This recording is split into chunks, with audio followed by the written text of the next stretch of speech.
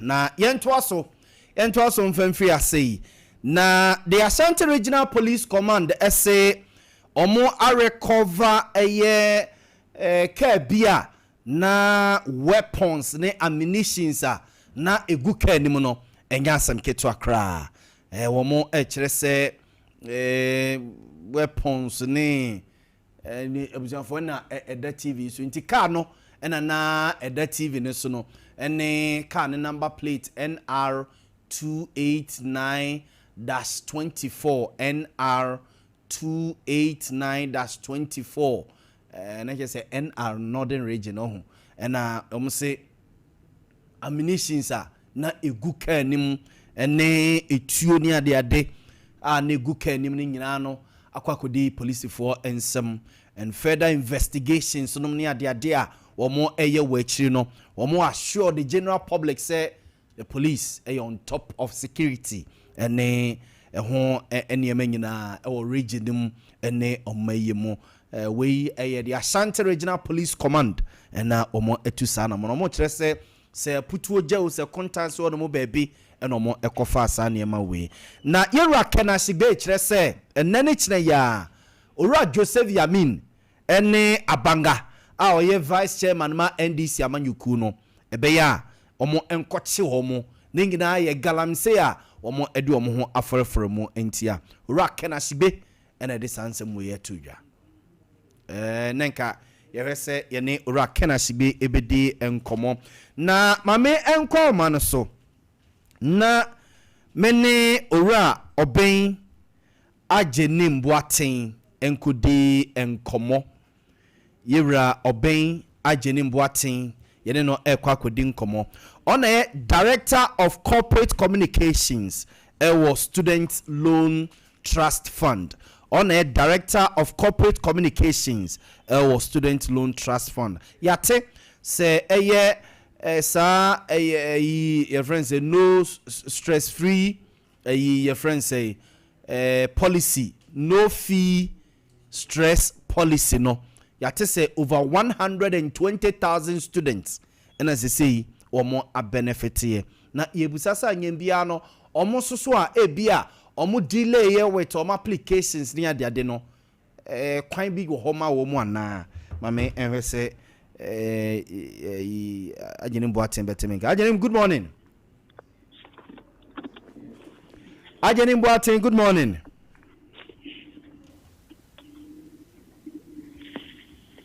ajenim boaten abuzan for me hese menya ajenim boaten ewo ahomana so na ajenim pa chotemenka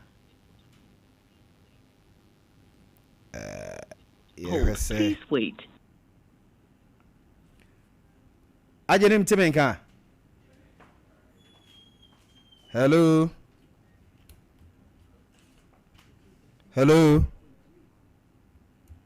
yehese ibenya ajenim boaten ewo ahomana so na yedi enkomo na former president of South Africa so a pay visit they are call Ghana former president John Ajekum Kufuor ne fie akwakotia no ti wei emra former South African president Jacob Zuma come mpani da Kufuor honomo ekokosra no ne kobutu man ne nyina ye djumadi bi koso ewo University for Professional Studies Accra na mato nsa dia frɛ former South African president Jacob Zuma se omra na omekasa wase eno anama obabesra mampani da Kufuor momo edi enkomo na mame ensa nkwa homa no so na mehwe se ajenim boate beteme nkasisi a ajenim good morning ajenim good morning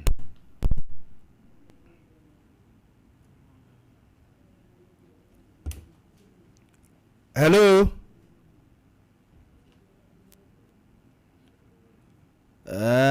mame hey se yebenya oben ajenim boaten Oh yeah, Director of Corporate Communication, Student Loan Trust Fund. Nene din komona ningina say no fees stress policy no. Ni samba kaya mampeni John Dramani Mahama airborne toa 2024 elections ni no na eka ne campaign messages no ho say oba ye mani eduan mo mbekọ tertiary schools no omo first year students no first years ne de omo school fees tuition fee ni ade no aban ebe absorb eno ne yate say about 120,000 students ene nei sanhyehyɛ no ma benefit here na esia na se bi wachire eba ajenim good morning. Good morning. Ajenim na ho ye Like I am Adam. Na ho ye na mo so e. Erade adom yesoso ye ho ye abusianfo owura Oben Ajenim Boaten Director of Corporate Communications our Student Loan Trust Fund and ye no edin komo Ajenim de ntia ya fra wa no pay Processes. Obi o wa de kwajo iban kwajo men. Na so wo hwe ne Ghana card so a wo de kwajo men sa. Obi o wa de dina ni school Edema eye student loan trust fund no ene edin a o de apply no e boy bra obi so o wa wonim say oye English education e wo Amstead na so o apply a o say o de mathematics education sa nipa we share no say sika na enye ye because enim say infiltrators ewura system no mo. So we need to verify. You better verify will be through a rigorous means. You better say okay. You just can come. Say before be any question just can hear there. So as I speak to you, your sample phoning in I send more information back to their institutions to verify them. Say okay. As soon as you apply where you put indeed confirm again to that why you must yes. And so that reconciliation is ongoing. But Obia Wunya apply yet yet the deadline by MSN to deadline no as you tell the deadline by academic year 80 anyway September I was say a close report na yetum ye omo a o tete ba no je ewu se ne beta e de player ni ewura John Amani Mahama the die so a wo so ye say o so paga na system no atunya ba ma ba ye nyina. Okay na Ajenim we sika no arrange from say to say because eba ye parent ni bebre fee say o fees ni nyina na ban no absorbing to say otua sika bi a obon say or catch ne ba ne se won fa ni sika mre no na e de problem eba nkwala no ne omo parents entem enti me ehu range no free say e de kosi say Yo menia me da say you ra John Dramani Mahama Ghana man pegini wa men say words that on the money he's paying he has always said we are paying academic user fee. Academic user fee, and the component, the larger component of school fees and admission fees. No, the students to be exam said, Runia can say, won't you school fees into my own job? And no examination fees, library fees, IT fees, teacher motivation fees, a lot of make me able to and the Osha, Sikano, and consistent and it doesn't come consistently, sir. You have 5,000 more. Boko can you medical students, almost school fees are different. It's true. Almost reading literature, almost school fees are different. No correct. Students go an academic user fee, 2,800, and then you bet your amount. Obidia 3,700. And no any bit amount. More training colleges or academic it's a little over 1,800. And that is what we pay. And the Sikano and Yesika, and your teaching a chance you have 5,000 across board. And what is our academic research, every admission fee, over those who have a cap, and the cacket to Eddie. Way any man for the money, Mahama, Aya, what if Americano, or my bravo, Japon, Oh, sir, now, oh, Kabibi, sir, more facing a challenge be with the information provided by a students, say, Edu Babia, na a mismatch, and the dear one a Ghana card, so nay, Ade. In himself, and China, be another academic year, ba. Education ben a student loan mobile year, ediama fresh ones na ebia or mobile corner se be ya sa challenge way and so MBU. Yo, minya, sharp, ye decay sensitization, and sana, ye rolling out a program. And so this time around, we're going to do a rigorous sensitization campaign. I don't know animal, but Ade Akye Abia say, soon say as we speak. The way non students do only Ghana card across the academy. How do we identify you and give them? And so our problem is tertiary. More share crime fast on the pass or Ghana card no more and I Ghana ha Ghana card about the significant idea and the best room was our final so not sensitization or so no that they can't want to me acquire. Yo.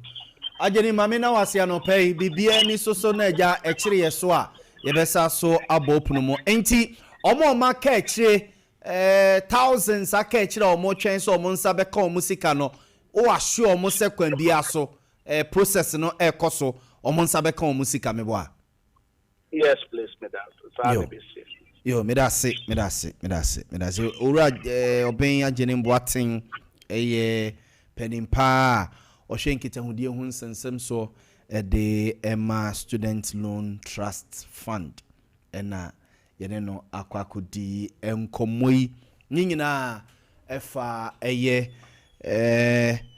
student loan ene hun sensem maka mampani John Dramani mama ebontoa 2024 elections no asemba kwa okan ye eno no se first year student ne de wo mo academic fees no aban ebesum na the aka ye wechi no and the parent na ankasa tuo ma de and emra ye to abawie ye ndi si amanyuko edin kunim no na chese academic calendar na hyase omo ana wo so omo school no na chese omo edikan crowd da nti na akwakwese na ebede na nkwala no monsa aka omo esika nom ne ade a eno na aban eye nhyehyeye with student loan trust fund ya and ne see no more ekase over 120 students there omo sika wo so mutuatua de ma wo no omo tuatua ede ama wo mo a ene omo market Jesus no mo hwe na omo information so mo de man ye match nyina no omo ahwe atua omo sika de ama wo mo na mame san kwa omo no so bio na mene unpaid nurses and midwives association omo kura ne association yeni omo enin komo so ma ye adwuma nra omo ye press conference omo kire so many abre omo ye adwuma for 8 months omo ensanka ketua ama didie mu aye dendi ama wonum Steven Kwadwo Techia a convener of the coalition. Steve, good morning. Good morning, sir. Kwadwo na ho ye akwa nyame adom ne bompa boy ho ye na so komedi ebeye why ye nyame na da ben ye form adwuma mo ye adwuma 8 months ni ye ntu amokai mpai ko si atu ebitani agro na me ka kwanya esuntia sompati e kwanyina na no pai ye ka coalition of unpaid nurses and midwives Ghana ye anese for ya ko jin tiye enye nurses kwanyina na hodo ni universities ahodo wo my Ghana mu ha iwi entete afuntin ye ni adu 2020 mo give you a rotation and after next was January 2021 2022 sorry now a future 2024 after me Osana and after August to person down let us August and the Ministry of Health it be a portal it's answer July, Minister of Finance, I'm a financial clearance for 15,200 nurses and midwives to be posted. The Minister of Health be for August 2024, 5th August. The one I call Portal, it's answer not one of financial clearance in your course 180 million as a security account, affiliate details over. Now, November move and I shall see your course if we various facilities, the Minister of Health at the end after 2 hours. Ejuma. Me make a sending your call your message with one teaching hospital for your family or home. The Mama Ejuma. We do more tips compounds I would be brave. Into December 2024, and I include for the sharp the Ejuma.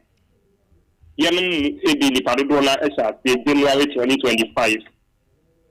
This year, I know that in class idea bank January 2025, reading my appointment letter, assumption of duty letter, financial clearance letter, we will now come has a year, I know that saying. And so, if we start on the between the Pestua, I have one of Pestua, give me a account to my come and a Sabia or a for. It's in your Bisamia, and medical idea money. Na Enra Modemonsem etu Jano, Mate. Ghana Health Service and Ministry of Health and Penimfonka. What is that? And why you in common? Yakoya and a head of PR and Ministry of Health. You are a good man. And one of Pambum now to say, yes, no, in India family. Getting cut out when you are being out to me. And I know pay no more in common or Chesney or Marty. Now, only what them. Wamugusu 8 one more. Lazon church no more de and class mu. It's say. Yunku for a year union and into a Nipa 13,200 or more for Jumano. Minister of Health and Ade numbers above on Twitter, it means 7,000 a year in Saudi at Tiomoka. Now, MP 8 year I him 6,500 a yakano and a Yintia. Now, I mean, you are Mede Banete, financial clearance in Medemaya. Expiry date account or expiry. Ye who because about the same amount of financial clearance in 13,200. No much needs 7,000 not a 6,500 year. Not a financial clearance no expiry. Lumia, any people as well here. Moye 13,000 say 200. And 13,500. 13,500. 500 years. And now, emu 7,000 say near to your mocha. Ministry of 7,000 per person year to your mocha. Yeah, then no crano. You think you 7,000. And now 6,500 that catch into your mocha. Into your mocha. And the excuses the same financial clearance and 7,000 in and then we'll be an amusumunyae. I know be the same date, the same stamp, the same signature. Yeah, no. Na Enra nkomodie no mo timelines bi se bia montwen bosome mienu montwen bosome miensa na yenye ho adwuma mamo mo timelines bi. Ni asasa ni ya bisa no paya kana ye ne tia no edin komo ya bisa no. O catch where you say don't me my timeline na mo the call office link when for ko din komo o mo din komo na so mo ya timeline dia o na ya smart actually enti we no mo ko adwuma na se mo tena fi Lilia e ya e komo bi adwuma na so yin ni ka se we ye man kana voice for akoto externally adwuma no de de ko ye be ye de bi simi bi da ya bo ma gana ko de akoso Nanso, ye the cocobo and now buying it when the man could speak with me about September was me. I buy that tea and kind of uncle for so. I'm no need to engage man into a man of the entrance time. Na menya a letter be from Union Mubia or more a camo na as a letter. I say, yes, Mumu be cra, baby, a post to more call, ye. Dan amoko rent ye nom ne ade ade nyina no ese rent no bia soso ma yes se bi ne magu abonten sanete unia noko me se si ameno ka sai me rent be so December me de kwa me America kwa December bi ene me enkodu wana yinti ameka Bilimba be a make of the Kadia Kutia. If I'm going to be the dance and I say more.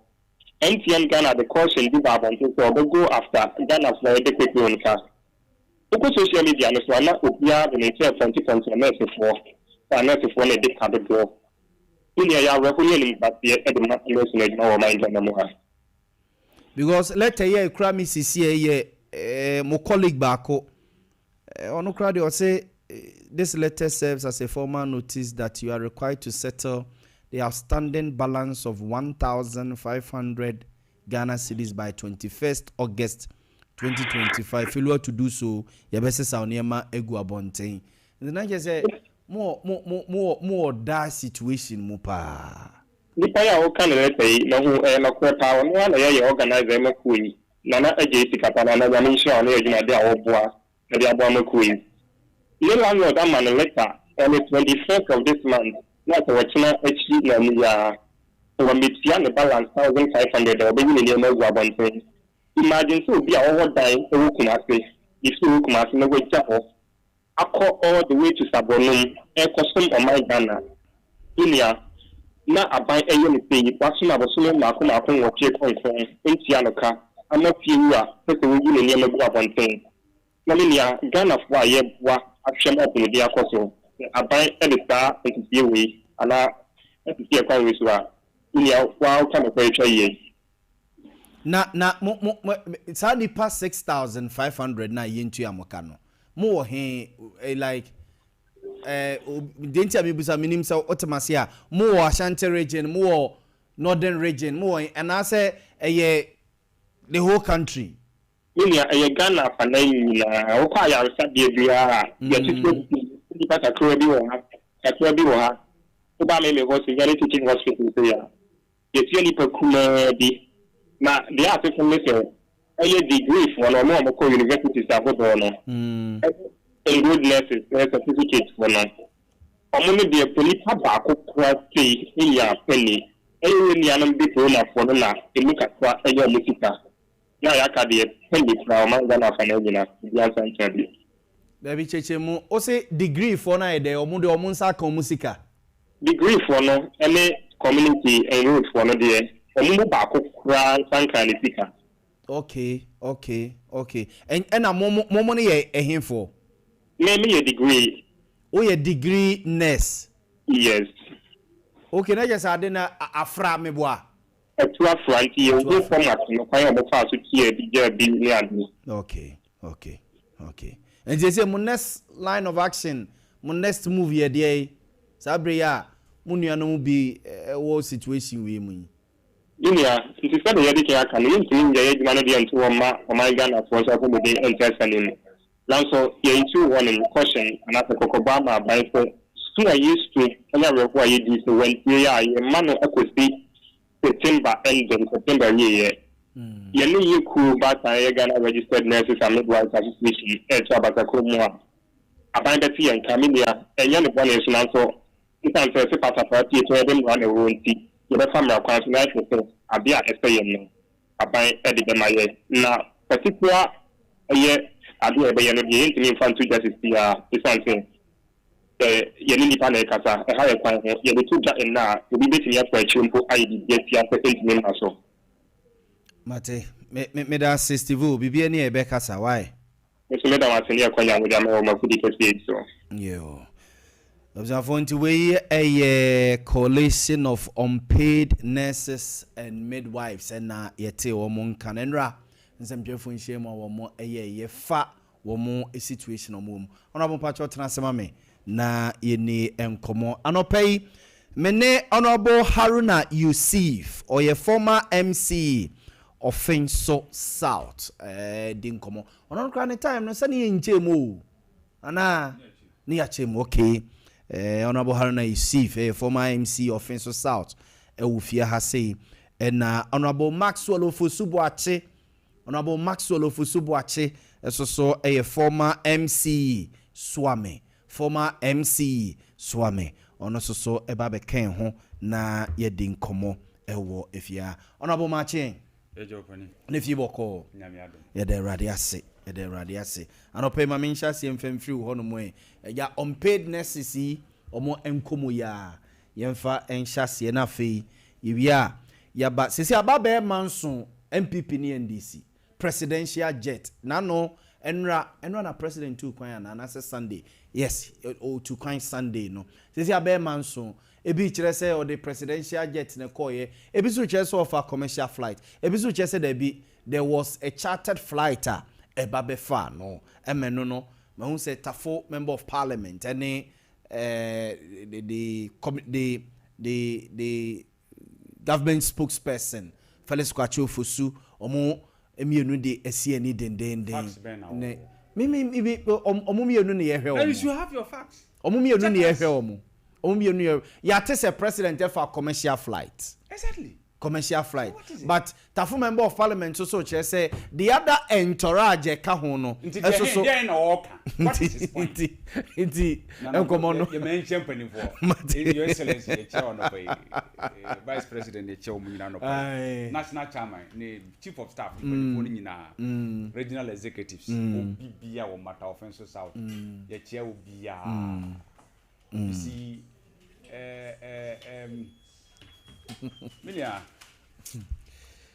MPP we and they say former for me no na mosia we dey say so on the former nche ono ne former nche honorable Martin Akwaba meje usumile unpaidness yes me okay it's unfortunate I say as o man ya hihye niam yi yeah unsa adwuma sem odin pa yeah nti say abrantia na baba bi go school na onya kwanya na ya adwuma na efie obi afise efie adwo yeah nti kobasa yemhwe nkwai befa so e umakatu asem no ye be ye hu bibia mo in fact etua ukakra no nye easy e kopmenti ye ntwa uka wo si etua nipa ne bi wo se pom 2024 na efa mo adwuma yeah 2024 omo ye 2020 batch omo ye school 2020 yes 2022 2020 omo ye school 2020 sa so omo ye omo national service bi omo de be share mu wie 2021 there about 20 and omo wie 2022 no omo tina yes. 2020 2022 we were backlog here from 2022 coming from 2020 and ebe fa omo 2024 tape no wo nya masase bia yes but no crow wom so say NDC so free abem uja backlog me see look it's normally backlog dey mu nyina muja take your time also mu 2020 Mate. That's what you are talking about mate eno mbenya adwuma 2024 okay omo ntwa mu ka 2024 ne mo aban ba 2025 no twa mu nipa ne mu bi ena aka bi de mesre aban ni see standard yem from measure MPP o me see national standard no na MPP o ma frɛ manyo semu o MPP o ma frɛ manyo semu MPP e frɛ manyo na semu sa mo wie o mo kra parliament o kasa kra yen fanya hwi 88 no 2016 now ni members are 169 yeah then this 196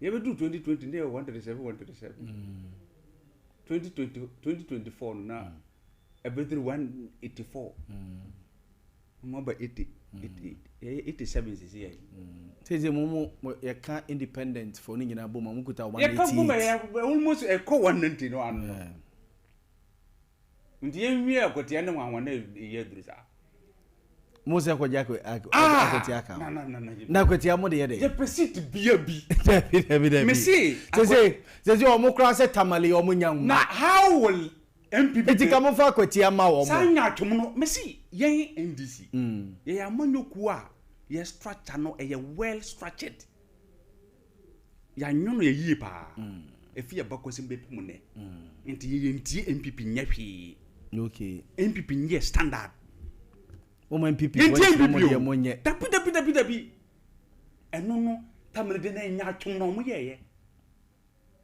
say they just the omo pen say am for be omba ko pe public sentiments against us simple say o MPP so omo ko tamle na na mo kwa kwatia ana mo so monye de omoye de bi omonye standard e di susu ye mra nurses no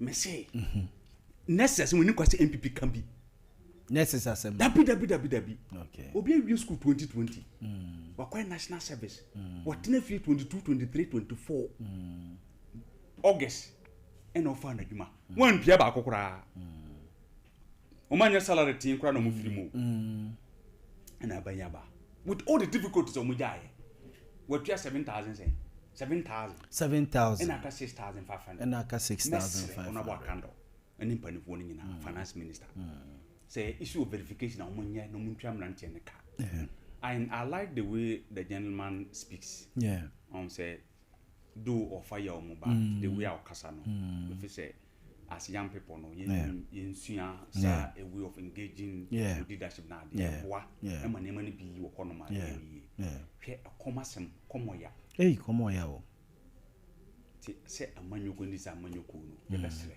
e ba ne masa ye momode si ebetua ni panika na ho atowo hwe ena wo kan se ebia wakosabronum so wakosabronum anye easy se obekosabronum uni so fabriku mo fa offense fabriku ma wotimi kosabronum enye ba bia ebia nya adwuma enye ho na nipa ne ti se na wakan bia wo ya wo kuma se dan so ntimi fantu kwa nti ebesre mpanifo ye de ebesre me ona ba kando mini me obetimi aye ona finance minister mini me obetimi aye omon kan mutum pa ono mo ne mrante ne ntanase na omonhwe on so say discrepancies wo omonhwe pan fast wa ya twa bi kan ye twa bi ka as we speak na o mai twa mo kan ye mo den say bi twa mo ka no mo so bit ma sha brabo ase brabo no nzo wo sha ase ntema bo apa o we are going to adwuma ye ntema e bo bi but by 30 something na wonya adwuma nye ya nti kuruma unemployment issues are there say hwe ni ye pa that's true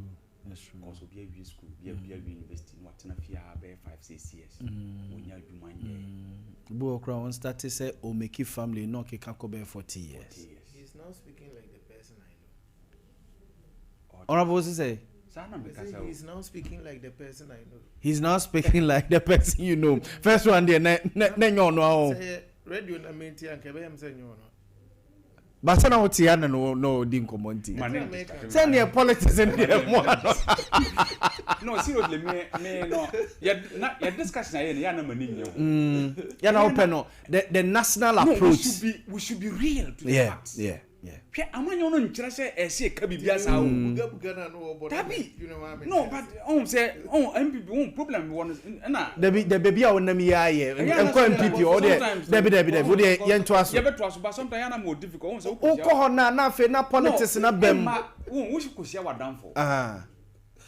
no o ye kama o woni no pa nka mo transfer mo di nkoma e babo ma na na amanyo se mabam especially no akoy MPP na akofa Honorable Patrick ese peja o ne kakra mi peja me ne kakra na akofa ensembia ampanifo na ye boni na wo this one se na ya so na wo this one baso oye onua oye wada say no na ya eti ye ni nkomo no ba bia na enam ya eti opa honorable kando achi enti won baba sa edin manenya den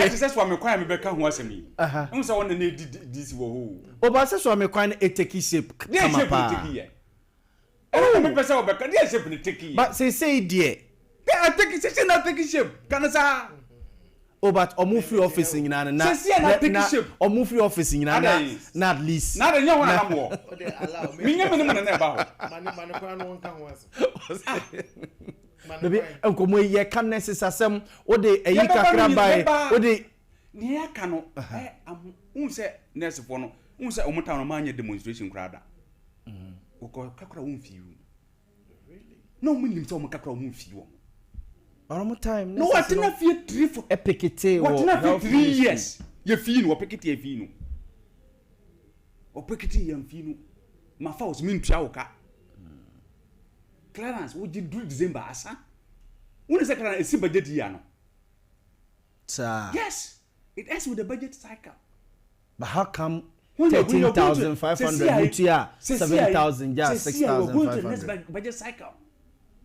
When is almost starting budget hearing from this month, next month going. That's what happens in this country.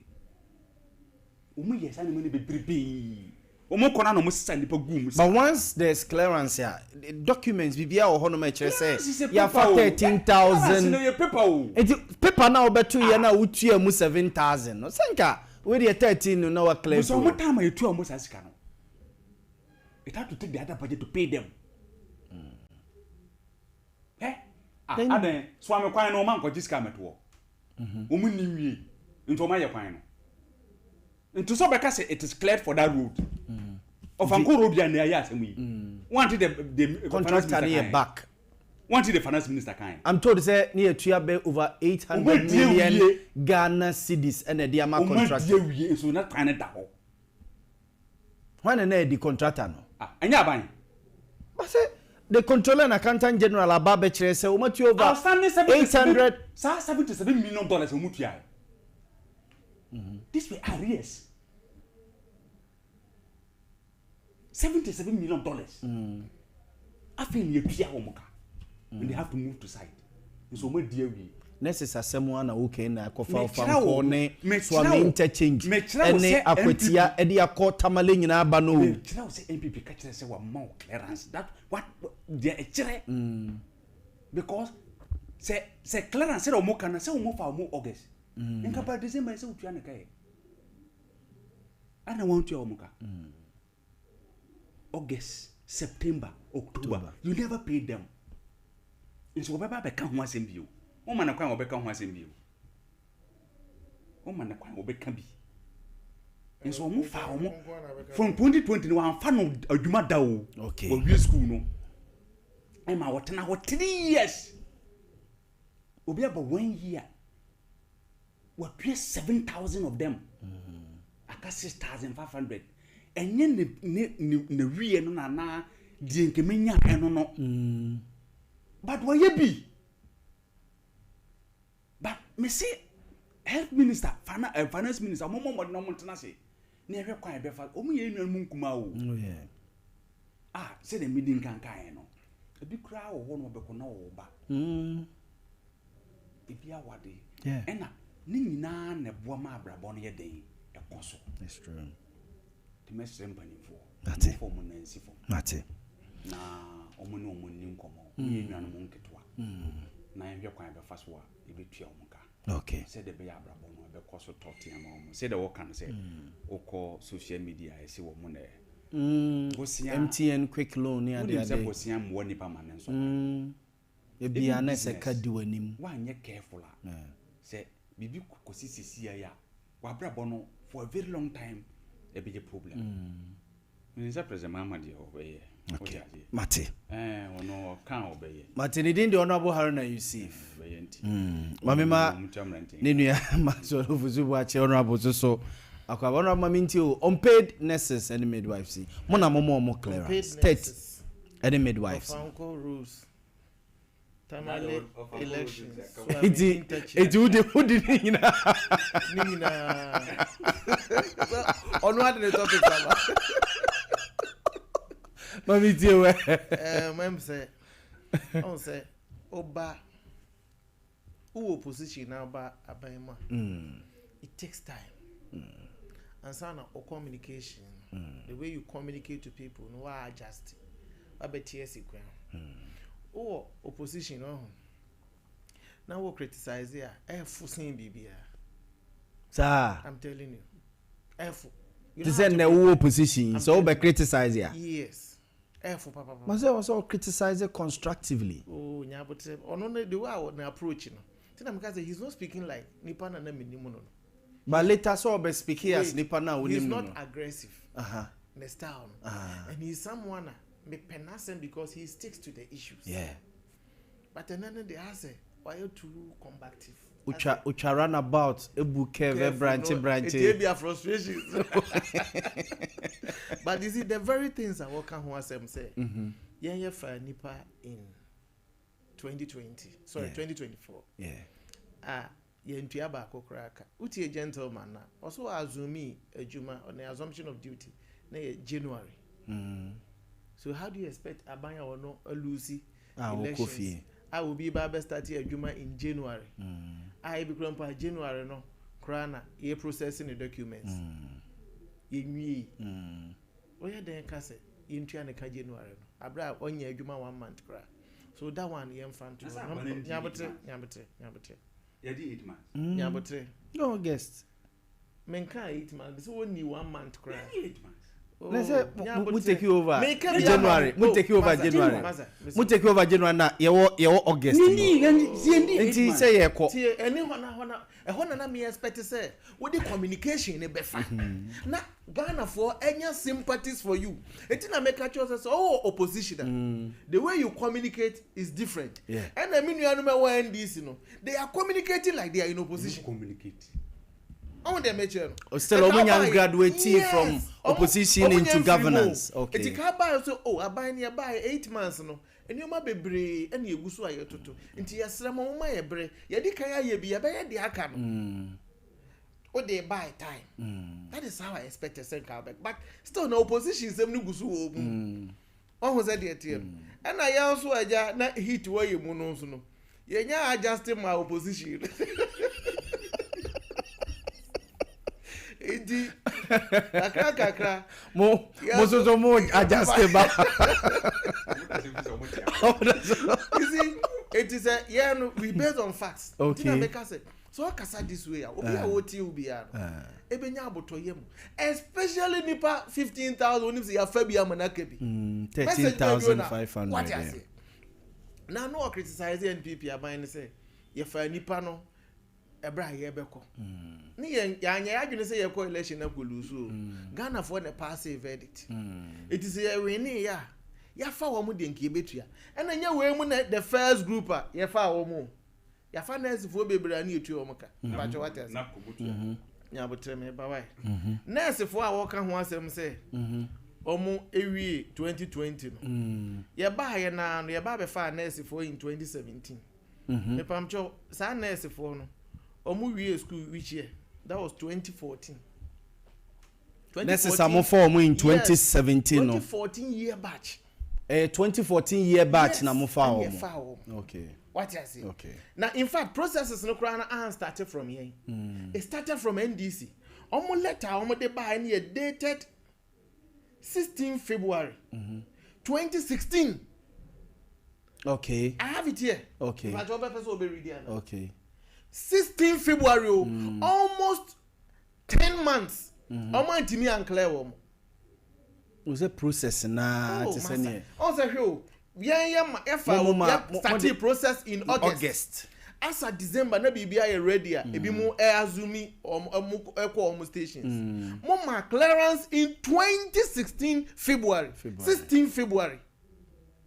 The whole year mo antimi anye. Musa jato ho. Ema ye mu be kan say about 20 na mudim lika because abra na hit wo mo so pa. But ye ba ye no ye ba be fa wo. O ka say omu wie 2020. Ya inform you see nurses almost structure and say that me ana me blame ND sometimes they say 2014 year batch kra mo amfa wo. Omu wie 2014 no. Na President Mahama for omu 2014 ana nye yi. Just as a 2024 ye form 2020 and nye. Also omu calendar no ebi mu trial licensure exams no sometimes ebi kra be September October honom no September October now between September and November and licensure exams depending on how on best structure no train no. So assuming say nipa no atre no 2014 around that time omo national service no so no ebia won start immediately after the licensure exams obeba the following year which is 2015 and ababe national service somewhere February March. Okay. So if the national service is 1 year, it so takes the person to early 2016. 2016. That is how it is our kind of say, almost year 2020. 2024. Yeah, be free soon. Almost service cry. 2023. Free so 2024. For almost year 2024. No money almost service. Me they can't say me come 2023 for. Ebia earliest na fe na 2023 na wie in the service and na ebi krampo oguso awoye service awon wie. Okay. So obi we 2020 offer 2020 enye obi we the service either 2021 or early 2022 me pa what it means the nipa net na how many years barely 2 years. 2 years. A similar thing happened under you. Yen you be absorb it is all better how can say now try to play politics na me dwene ho amenti ase because a moment for 2014 the end to me absorb it do na e show say ke the nke ma mesisa and omo calendar no so no e ma wo kwan ensi da so betima afo mu nyina preko pesa. Okay. What is it? It is me so me de man no betum bi ne say you know no nurse for the gentleman just as he's saying the kasa ne ye me de yeah me de na na ahomete you see sometimes young politicians cry you kasa eto yo minimum how soon na when an appointment etu anaka you appoint him as DC is more than 1 year and MMDC near the appointment it takes more than 1 year and sana market you aba more than 1.5 years but you know really kwa kan kire ninti na na ya monka kwa kan kire hwan oh say mo ka kire ya na yeso ya hu say process na bi a nurse ne teacher for ne fam no mo so mo go to kura market you go dey almost at so yeah the crowd it was Maxwell mo tete o mo dey so say be digress na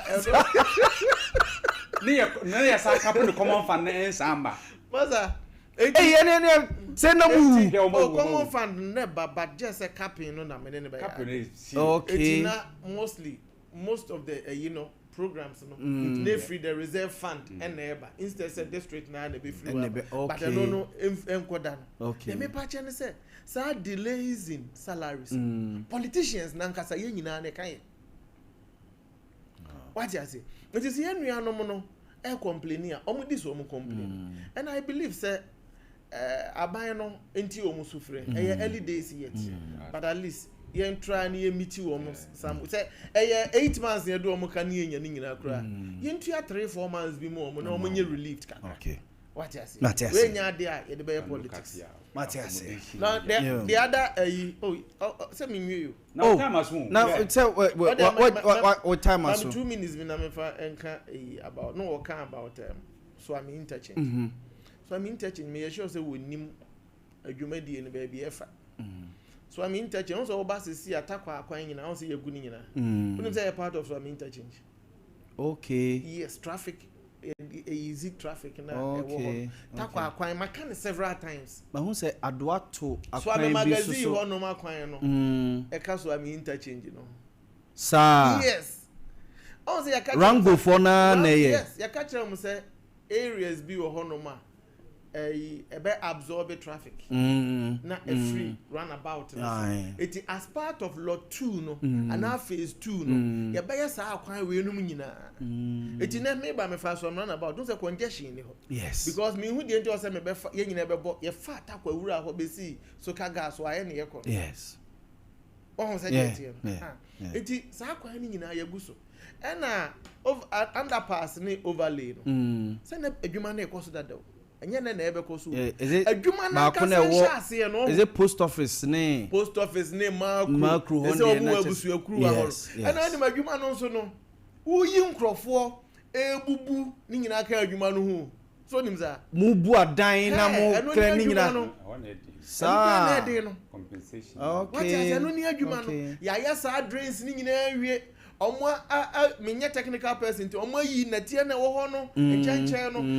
area graveling ni sa ni omo ni nyina awie etu ba ho aya se dansi ana se over se quota ni guso ana ba bia adu na hu za adwuma na pi ba adwuma na nkasa wo fom aya sa ni omo we ni nyina awie okay minister nana ne ho ye menwanwan se sika ayekwaje ba ye di awie obi ka se ye di a wan hwe ya ba ka se ya misuse scan sika no na ye phase 1 and phase 2 I'm saying and the third phase also the kitwa kakra na ba ye no and ye dey ye ba be do level ba be do what you say and ye phase 1 it was cause ye dey awie a ye dey awie because it's been utilized ye dey aye akwan ni bi aguso omo de anuoma nso agufom abo agufom eni ade nti ye dey awie a eye aban na ye continue government running in perpetual succession it will back up scabra never to us. Okay. What you say?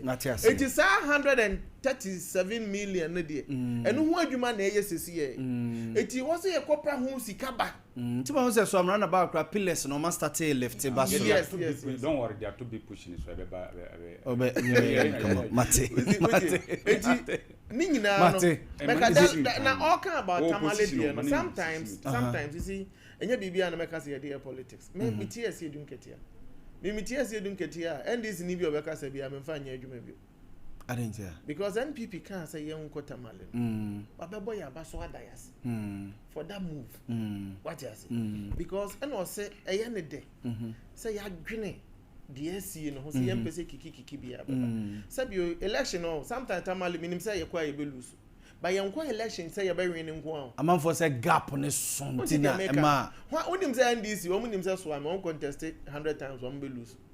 But they be almost feel the candidate. When him say K2 South, in him see a be lose. But they be almost feel it. And yep, election behind a contest is a renew. Baby, all of my different party now can number one. Baby, why the hope say you be grow party number Chinabi. Okay. It is our same way. Yes, see. Yeah, cry and find politics. Now me tis NDC for be the year politics. No more yam one can. Mate, yeah.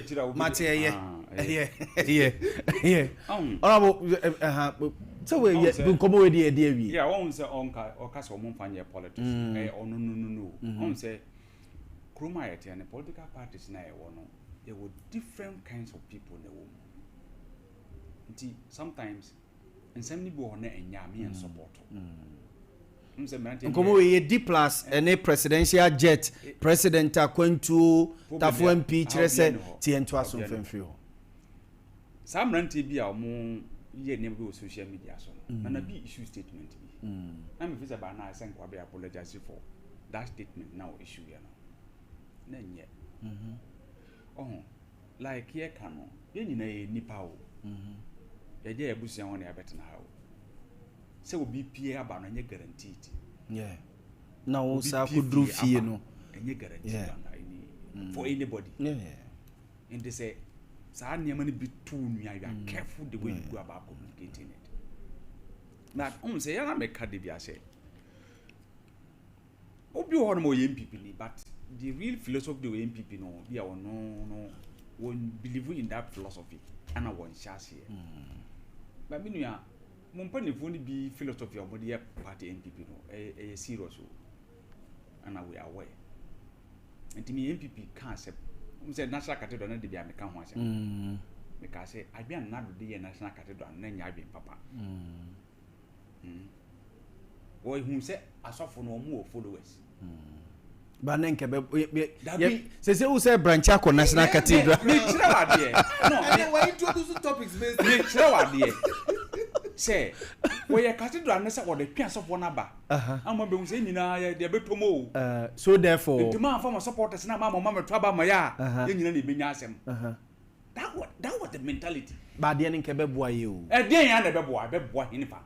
Nano he me say gentleman be war the US. Ocean political science. Na watro an article about nano ya ni ye no Independence Square. Na okay be say Senka National Cathedral no wa live it there. See let's sa even the brother ebe for the 15,000 oh yeah be a foot soldiers in Libya. Guys are there no one say ade na ebe boa oh massa so one now can say I thought that yemfa the chenchirin china me MPP chenchirin china me NDC no and we are in national theater we have Black Star Square I come on. Let's leave it. It's so toya nka asema ba o. It's so anto. Ya de na wi o. Bibi akoso kama o. Ye nto aso e. Ye program anye na o. Ye nto aso. Independence celebrations ye no dam o. And the senka no so yensi dan ma no. See ye nde bia. That could be ye ni fie. Ya anye na bonten. Exactly. So problem bia no ho. Okay. And so at this moment what we are dealing with, let's deal with that one. Eba say presidential president wutu kwanya me no se for nyampa ache o ya se mo abai de botechi no na ye de bo ban sisi mo de mo de aba ne bo wo mo a o aba bi ho pesa wo de bo ye de abo de na pesa wo de bo ba ye ba ni yi ansa wo de abo no ebia na aba na ye de na ebu what has here check your facts because we MPO you must check your facts time na was president to kwa na wo kroma o na obekwa asori akọ na yi nyina esi between 10 and 12:30 na president wo asori na wo se watu kwan wo di ye calculations we asa enye sa amre sen ko be pache wo offer commercial flight na ko yo won say that dey ba o say ne entourage na ne ka no ne dien ya na full wo say president mama wo na full private jet no was it president mama nta na make a chartered flight no me say was it president mama the chartered our calculate musika one for chartered flight work for commercial so what is he talking about honorable going forward no amanfo fee say to say yewra santehene crowd na no atum say eba ye to airplane dia ma the army na ebia the presidency ebenya somfa so ne ade a obesere say emfa politics entonchen baby aye dro no etoda wo ka so for trotro no kre he honorable weekend metie mo amunua hobsina doye na o church ade bi mu o se mampani nanado time o se 3 times and of far British airliner ne bag no oko like to say bia a summit bi ne bag yirai say President Mahama Kraba na no ya krai ebi atonti e consider being a president and charge na just here costo to be but say your presidential jet say onye den your president jet den fit for purpose say is grounded France somebody na president ayi on na akufado on full plane no wa han ye dia ma opa ya. That's the difference we're talking about here. But I see at the end there Togo ne Liberia handi bit mako ne mum eko to say president eko Singapore ni Japan at 12 hours asembeba o yawo kruma no we should be careful ni nya twom no ye the politics to nchen na mum ye no nyina mo trase na mo gitum say ya no way do okujeto de bibia bai mo ka kire ni dum bi na parliament ka kire say was it president Tavos na minister security matter wan kanza yes was it a national security matter which it is internet the national security matter it is a national security asem internet the end discussing but it is national security was it a national security me and discussing it na nipa bi fi say MPP NDC monti ase ne ehu sade we se ne emre bi mo de petrol ene wan year politics ya dollar ne wan waje atum say uti let's do the talking more listen to us yenya nyatum could be important mu just yenya nyatum yeah someone na mo ba ye ka bi the only plane that president use is grounded yeah I say koka France ni nua de no kwa musi boy na no etukurum ha wo monti de ntia president mama ni nua Ibrahim mama jet wo use na to boy how no obi ku de o monti ase wa ba ba mu wo mo de wo mo nya atwom no it makes civil communication difficult but ni nua na jet no so say na nado wo ho so o use some ni nua na jet no you use no na na okuruma musi boy won na fa forma na one for commercial one for private jet one for chartered jet this was you for chartered flight to commercial flight mo na ko so one day he should stop governance we any criticism oh say sometimes one sometimes one you careful this communication you will say something and papa but the Sefwa should sit back and realize he's an MP almost okujeto many of them will fall off and okujeto resign she say he should resign she say we until I make catch say the current opposition you don't watch them you don't take their woman can to go seriously because omono one they are not relevant in parliament as a party they are suffering and so one way na say ugumaya they want to distract you that's all they want to do President Mahama means well for this country so as I would say business summit no mo kono Japan and Singapore. They're going with a business entourage to ensure to attract business investment for this country. Say the can unemployment as I'm now Boamah that is the focus of President Mama. And the same name we now one can who say it will not disturb them. His focus or whom we be there. So that is why sometimes it's good from the hand side to come back and put some of these things in place. First time say yeah, but the mama you we what well, in fact big crackers in fact what cut down could Dubai. My smart journalist call. Last minute no make us and no correct. But they didn't say it at the time saying no correct.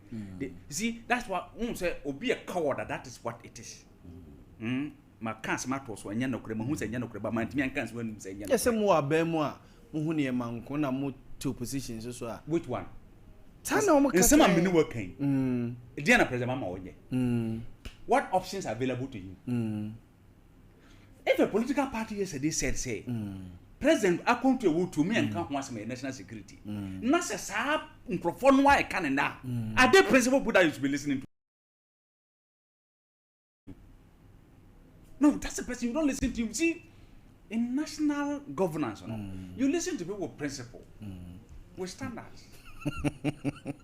I'm for BF say if it is true, say President Ade, there was a private jet involved. The current foreign affairs minister.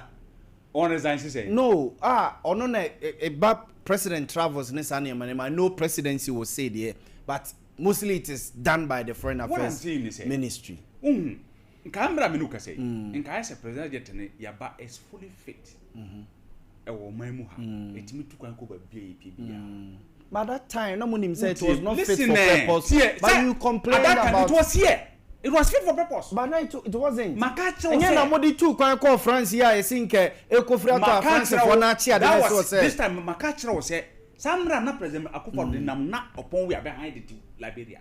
You see, Africa had it. It was fit for purpose. So what are you saying? So it was fit at the time. France kura na intiman ko ya nyamenko anke kotia sem. It was fit, as we all know. The facts were clear. It wasn't. I didn't know Mubusa. Say the defense minister. The answers will be the deputy defense minister say. The deputy current defense minister. I mean, you have Broja Jemfi say. Ukraine say the presidential jet is not fit for purpose. So what can say? So what catch? Even the last time they call maintenance Ukraine. Even before France for na yema you. Before this unfortunate incident happened, when saw Dr. Ade Akye Abia at Parliament. Yes.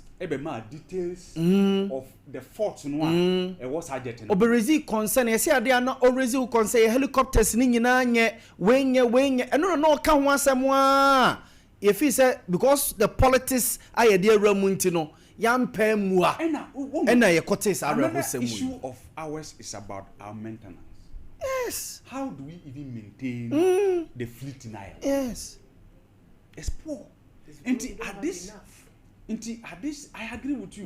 At this stage, say, if the one that we're using is not available, now present they call by commercial flight nowadays. Commercial, you talk about that. You talk about that. Now, watch the effect that has on us. Honorable commercial flight, hijack plane is here. Your president's life is at stake. Private jet to one when private jet they say say presidential jet or mine dia. It is manned by our security 100%. So but no,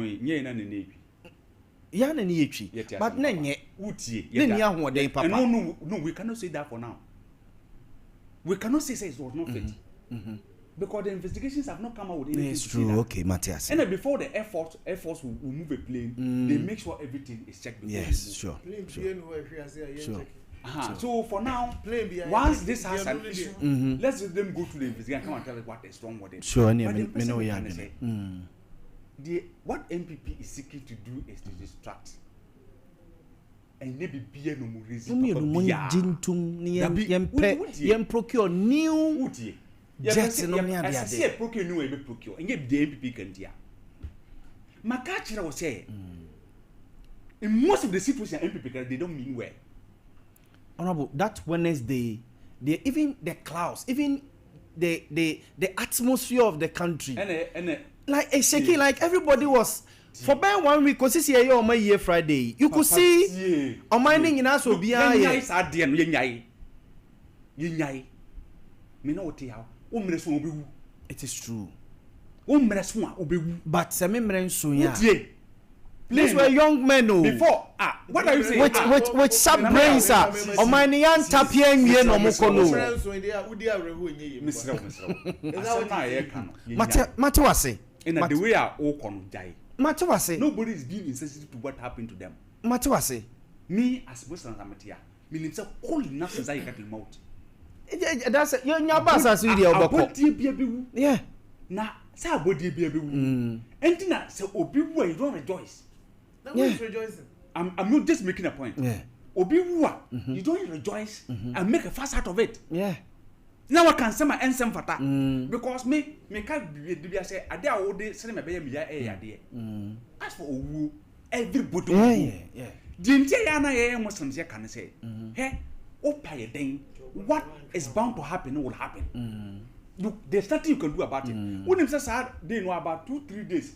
Play base in minus I see from that day now. After no Abia says two assessi. Bakuko, Echo see one boko. But na Bakusu see what the next time after baby away ni see and Bakusu Echo see a bono either. And Bakusu see what is it Central Region or that day na Bakusi or Central Region School Park issues. Yeah.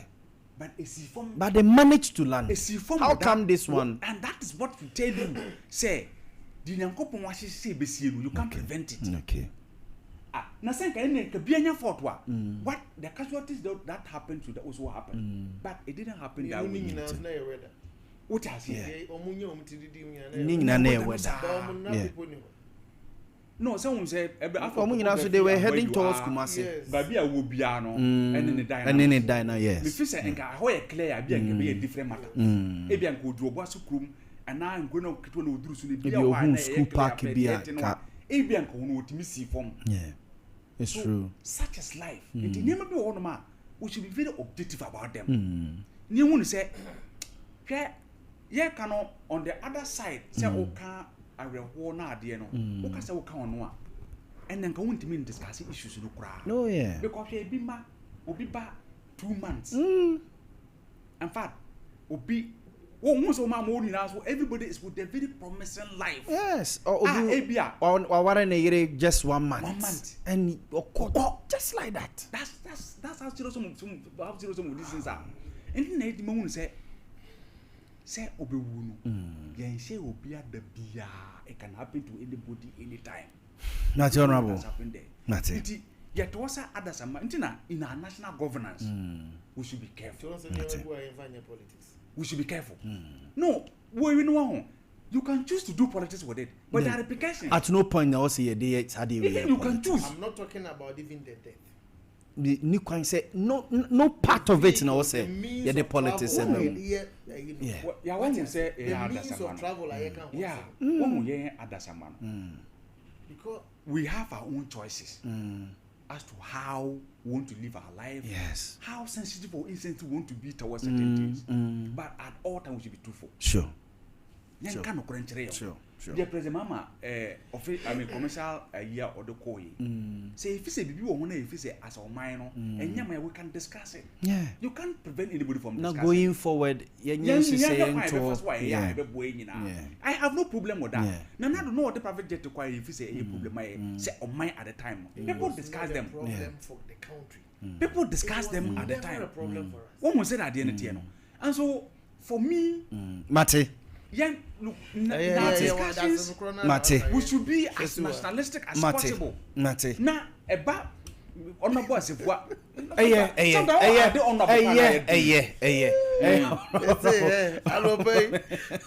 Baby or fire. Because this gentleman a minimum and you say no communicate. Minimum it's a courteous way. There be some minuano. Man can be what you say? Mammy, dear, or the cogus, no, they have a good form, no, they have a good hair. I've all baby asking for. Is he? This time MPP got it wrong with President Mahama. No, be any travel. No, be any wrong. There are no maybe or meno. I will not play politics with it. Sebi, I always say it's a kwasiya na nse sana adwene. Ebi enra bi na mo wa aban mu. Na mo need the full fact. Ebi 8 years in opposition. Eto da ani breba. Ti bibia wo de be politics. What you say? Enti oba aban mu no, one with the reality. It is also some argument. There's nothing wrong with that. After all, President Kufuor at some point, ebeji to mu pa acho. Say me to opposition man who ni A B C D me ba me who say K crack on. It takes a gentleman to say sorry. Yeah. And then yeah was asking you. President Mahama's travel. Just look at the inconvenience. We are talking about we're talking of the number one gentleman of the land. Yeah. Oko Japan. This was transit to Dubai. Now I got train kakra and sana as another flight aside not. Are we serious? Yeah, serious. Just look at it. Let's flip the page. Near say President Akufo-Addo. Efa flight from here to Japan, a private jet. There are some better. But me, President Mahama, efa private jet. I will not criticize it. Hey, I'm more serious. You are talking of Nipa. Also, one na enwinema wa man no. Yeah. Yempuntuo, see ye beko, say ye beba is in his hands. Na nisu ade hunu ni tirimupo ene ye de ko. So, ancestors will go through any frustrations. But what the because of cheap politics. Your president or Dubai. Abraham go betimi aye straight ayidia ko Japan. Yeah. Onim bibi to da ho. Sabi me ni obi atemba for politics in the moment men can say edu ba bi use common sense kakra. Use common sense. President o tu kwan a ne entourage o mo yedodo say. Unso mo do so nyo ye ka say President Mahama afa commercial flight nyo no kwa na mo. Oni ni team. Yes. Eti ye free her concrete. Ya nipa Abia, let's say 20. You see a quack VIP. What you say? VIP will be able to 100 cities, 100 cities. Which is 2,000. 2,000. In and out here 4,000. Meanwhile, you bet me a high. A 2M Express minivan be. I am finding no private jet. So obeji ye ebi at 3,005. Obi obeti bi abeka say 3,005 dey on boarding. Aden na mon come VIP, mo betu 100 cities, but onye mat no. On where the number of people are edi echira kobi. It's true. Individual cost, it must ye ba ni aba be calculate no kuje to abetra ho. Oman no aboka President Akufo-Addo efa private jet. Every hour be a $16,000 dollars. Into a koba ya no nko ano ya tua be $400,000. Okay. Omo e ko no first class no motina ya no. The padodo say na ko yi. Journalists say na ko bi. Presidential staff say na ko bi. Ministers do say na ka ho. Security say na ka ho. Protocol say na ko bi. Oh, they are making it. It will be a entourage in a bomuno. Obia ticket. Obekening in our bomuno. Fan sending in our basic Abia 5,000 Ghana cedis. Omofa commercial. Offer private jet and so a cost still 6,000 Ghana cedis. Where the inconvenience, I inconvenience president or for Dubai and or transit. Tining in a never a water so you will see sir going by the private jet will be cheaper than going for the commercial aid. That's true. But because of politics, politics in Tino, and this if one in this explanation, that time we gave this explanation, but will be empty because the atmosphere was so charged, sir. Yantias as a president, now they are both Fukra woman. No, me, I am not that kind of politician. Hey, Mr. Debbie has over Lucy about it doesn't matter and you're my power or hopefully any powerful. You see. This post-channel NDC communicators, that aggressive post-channel. So, almost swear there no almost swear BB from us. Combo says, I know many in our county opposition. sa aggressive ayi na yenya abotre no what you say ni nyina ka the moment wo aban ma aba start say wo yes ye hu say wo ye arrogant me ni o hu say de tie no ye hu say wo ye arrogant enti dia maka kire wo no say President Mahama efa private jet ye fa ne say ono nko anetem da bi oni dom nanam it is a who breaking it down you realize that by an individual tickets and say he checking on individually ticket you chama way in and out in and out about security of the president too. Yes what you say the safety one here security it's true say nyame mpangu so man panyini bibi to no masa one o man no kra no oh yeah no enya dia wo say me de man no kra boss no they were ministers nye president too but the oman ni mu na yeah me ada no that's weak ebi me nua ka na da PS as NPP for ade a asi no yeah pretend say I my kind baby say me and that day na me nya broken heart enya momu de ni bio enya ho amode ni bi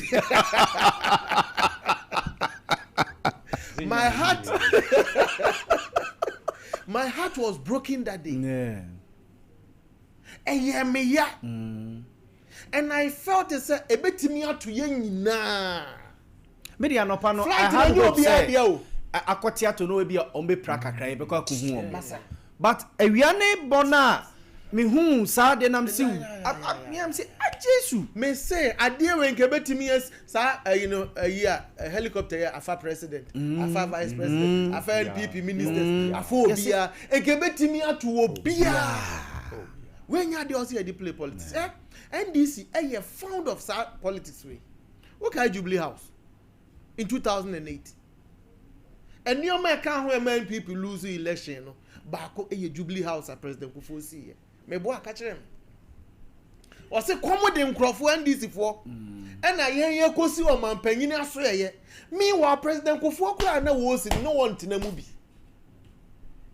ba ne hu ne say sa Castle ne de emfata Ghana bio masa compare Castle then na Jubilee House now they are in more my Ghana anymore so NDC for a play politics with it and NPP yes suffer for Jubilee House near see you know I'm going to the Bayan Coco and the President Mahama no office way on any vice office way oh said yet here Musuom NPP that time near Cassie to flight for and plane for at the more mine no way Ghana phone now will be up in arms and not because omo NPP when this for being inside be making comments Kufuor o dware wo wiem na sebi ada wato gatem nothing why should we do this why should we do this a convenient bath me who say President Mahama should be given or accorded the necessary and your member man are comfortable say be ya obetimi rule ye yes amagana ya this one faso enye bibia na dey be politics just as momo ye amamu ni ade mamu bosomi nwotwe yes you are still enjoying the goodwill like I always say into 1 year you best start your questions a project sign na motimi aye you best start your questions sika dodo abamo 8 months into their NDC enche danye bibi titru bia but ya mawamamu no na eba foforo enioma bia ni obi anya abotrema because obi tena so 8 years o nyanya 1 year what ya eti ebeba animu no bia be 2 years no e won ye be ka so oh project we you do a jam after 2 years won't be complete wa oba akra bia won't be nche bibia ase watimi asha ase akra aduru he it is what people lose election enye about say me wish evil on you what you say bia me ma dwini mu no menya ananka tudwanchem bia to enye na be won lose election okay and your man e do be ko opposition eno ado ne ho beba what you say enti ye dey yan wish doom on NDC konfo bone yetina kire ne ka se kromu a se yetim bi ena anu ya ebusa abronja jamfi ne ayi aba man ne ese ebeto deputy defense minister yes. no ka se also no what you the defense it's because of enra bia sem wo kan okuja to se na ban ne ba na se be fa private jet or be resign mpacho ya ma me yare ye no say enye a commercial flight na de ba Ghana say na private jet ni ade ne fa Emirates na enye yi ni ade ne fa British Airways na enye yi ni ade ne fa any other commercial flight na enye yi but sabi meba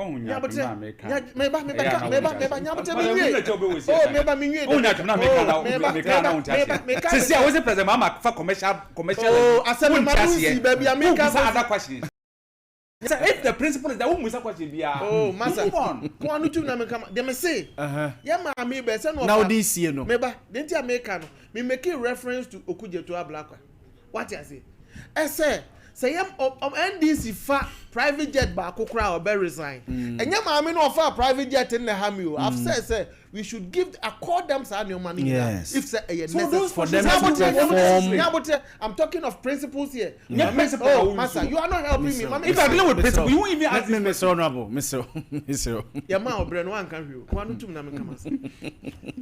What you say? Eti project dem fi edu so far the time no be me time no cross. Opposite when you be ayo. Mr. Mo. Me kan sama be for my no. Me fancy. Okujeto ka so ba resign na ma 30 seconds kra me nko because kan na to wanka me. Ma me no ekofa private jet no. Me sisa na nkofa commercial flight na yi. Wa hanfa. Obeduru Ghana na no. No say nko Ablakwa resign. So one resign. Now and now I'm so munti bi da. Vincent aba question. Ese aban no efa private jet. Wa fa private jet nso a omumra no omumechirem. Ebe pem no oni ba bi omatima chirem akosi. Oma chirem say ofa Emirates. Efri nkran. Akoye transit to Dubai. The odi be free Dubai. Atwaso Japan there. Me miss Makani several times say President Mahama travels we no oye no. Sabi impreduasa and this impending for you who bio. Mate. Because for the safety of the president and service ikati tribia more man no. Yeah. No mo do omo fa ni wo me patch no fa private jet ni enko. Mate. Anopem ma me namase. Mamum from Debbie, Debbie, men can watch him. No, say, only some of my amnesty, yes, sir. Amnesty conditions. Sir, amnesty say indicate say kuno obesa ope obeba 2 years. There's no condition. No. No, there's condition. There is no condition. Yes, see. Oh, this is my part. What yes, now ba. Oh, 2 years. And to contest in the position. It's in the constitution. And that's what I'm saying. On 2028 or contest election. Yes, also contest. Wait. Mose, hopes na do emu nyina say MPP party no say munya kono bi no ma be peli bia wo. Mose, eno ene Mr. Amoa. Lawyer Apia Dankwa no nyina. Yes, ene Mr. Amoa Love Enterprise di nkomo ene na no hininto no mnia there but nkomo no mu die na say kire say maybe omo koe no masum do omo party they tie ni utieti omo enye amnesty we na ye bibi amnesty na gu afan no mienu obu aya suspended ono oba ye yi tabo na free so obu okrampa na ye wo disciplinary committee ye yi tabo na free so such a person no only 2 years bi any hwe ye bi okay na wana wo 2 years yabote obi afri NPP akọ NDC enra enne wo so wo ba NPP a ontimi ma oye new person na say no dey mate madam ase what dey ala chama dey na mo target madam ase this is not born out of madam ase o ma you say mo ye koko the door madam ase people don't also know adeba ko nipa nso nim say NPP ehia say dey amnesty we beba ansa na alanche mate person osan ba NPP otimi aba ono apeso oba yeku obetimi atre formally so opese eno on na ekoye wasan ba na emo oba ha obe comply with what is now ndare na hunya se mo kaka se ba ma amnesty observe madam ase mote honorable Maxwell Ofosu Wachenka sa so na mote honorable Maminya birthday si na denko happy birthday to Nadia Bimpon of Good Shepherd Catholic Church Adwato from Pokia. Happy birthday to Josephine, a student of College of Education from Julius of Sompa. Happy birthday to Ahineba Dennis Obuosi Kapa Inkebel of all you all to you international school from your parents, Ivan Segesi Kappa of Otek FM. Happy birthday to adorable and pretty Kira. Sir, adorable and pretty Kira. Wow. From your mom and dad, Mr. Bright Ousu. Okay. Codes Healthcare, NMSS Blessing Yameche from Pont of Monsieur Anglican Model School. Oh, okay. Me want to say for no money home. A blessed birthday. Happy birthday to Abigail Ade, Deputy Director of our Fuano Southwest from Ebenezer, Uswansa, Sompa. I was going to pay ya num kanjin and najek drinking water. No one ye num. Hey, baby, wo bia. So pe kanjin in suya no more. I was going for the yana so be friend number. So walk on go over just so over chese sabru baby wo bia. O friend number ni be mo who the nearest agent oben wa obetimi akwakotobi ohonum. Me se kanjin in suyo no wanum nsuya numa. Pebinom na obedi ho adanse ne ma bi enkoye onipadua nim ne ade a wonse da hu anu ye no o start se wonom kanjina wa obeba na aba bedi ho adanse 024144 9191 0241449191 OCP Ghana Limited de OCP Fertilizers abedwaso a chese enekuafo ni nyina OCP Fertilizers ne de peti emfudie so na so doso ede amayen OCP Ghana Limited OCP Fertilizers no enu a ba bia etonto agrochemicals ne emanyina OCP 15 OCP 10 OCP TSP ni nyina ewo edwaso a eno ena chese ye de epeti emfudie na so 0555909437 ena Codex Healthcare Limited ye the code free and code free plus glucometer abedwaso me say eye fidia kane no ne nananom ne ye mpedin fomofie frantines mame me twa antines no aba be check me pressure oba be check me sugar level ne ho ahwan amame ansa na wo hu baby a wogina sese enam sa fidie nwaso we ya Codex Healthcare for the abedwaso ntino obia timi check ne de wabra antenes emaye nti wo mame wo papa wo abrewabu ofie wa mu soso no pebitu fie weni yusu nya den kra ni yusu nya den ene yasa wo light wo fie anasa oni light wo fie no wetima yusu eye code free and code free plus glucometer wo de check your sugar level wo de check your pressure no na amu ahu baby a wo gina ti da bia wo koba na ye kama enye na wo dwaso edia pharmacy wo benya bi osons chemist wo benya bi Jab Pharmacy ubenya bi NNA Pharmacy ubenya bi Sharks Pharmacy ubenya bi Lancer Chemist so ebi oho for 0540 67 647867 0540 647867 0540 647867 na yedin komo Jabirura Bank so ho ne yeko ne yesika sem nyina yedi akwakoda wo mu no matoto de amayen no maboy am yeso ababe yesikafo aya brempom ewo baabi a yewo bia wo ya ba adwumani na woje obosumi akatua fafa Jabirura Bank wo hia sika nom ne ade de bibia o patim ne de ma me se sabrabono krafe na wo hyase na wo pedwetire e de ahyase a Jabirura Bank e ma obi ma de akwa hyase so wo de bodua bi na wo ye businessman bi na o pesike bi na de set up factory bi na wo de expand business a fa ni nyina akose Jabirura Bank nsa na yemo yewo edwoso the saso branch obomre yewo dwaben etimatim onwe Roman Hill Mazin sepetim pomufumesa adeshima so yewo honom 0271409340 0271409340 and a Yaw toothpaste and then a brushes no and only a ditchi yesin odi chichu sian seno pai fita mana hode eti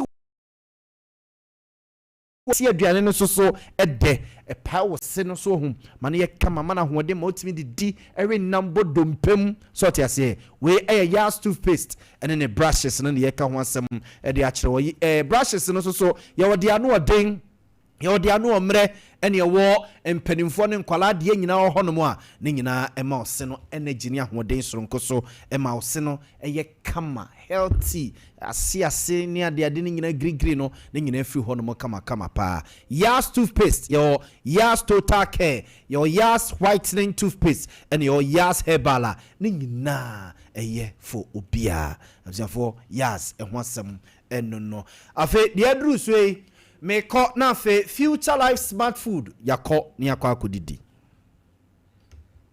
kwa mehu Ghana ha ne say obu house mi nyini ye de eton apomden ye japade said ye open no magu ho for odachi sa na apomden hu hia che ne ma na open agu ho enti apomden eye ejapade de a ene bra wo so nyini me tobi gu ho afi obesu se wo nyini na wo nyina ye fefefe if it's a fear na say ye di no ya na ha adwene me by me who say lady be picture be 36 years oh na me nim ne ba na me ra ho pa e bia bibi kitua bi na ye no no wuye e bia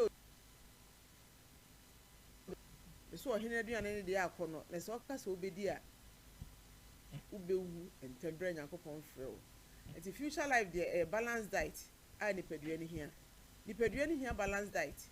So unya balance diet esiesie woni padua no ema yare ema woni padua no ema oha obi ema woni padua no enti na da bia show say the future life no na ade ba ko a say abeto ye me no mema no a omu hia me no prostate problems and the acid mema 90% obi a obi na ni nyina fare by free infections so infections no ko o gland ni mo pe ebe sha say didi na ebie na cha cancer den ho bagim na infections no ya de edi enya fi se obema no obi a oba no so obi so one ne use toilet omu obi enkola no kuskus wo mo de beba ye de epetuto no no afa cha na cancer de no ho agim na ayeka bebre no ohaw se cancer ne ba oni padua ma edi unya nkasa cells no tissues time bia cancer woni padua bia mu ni nyina ye kwan bafa so a obedidi so odidi yi a ubon se cancer no ehye so unidi ya na ye bebre etuhwe a future life renew cells no tissues no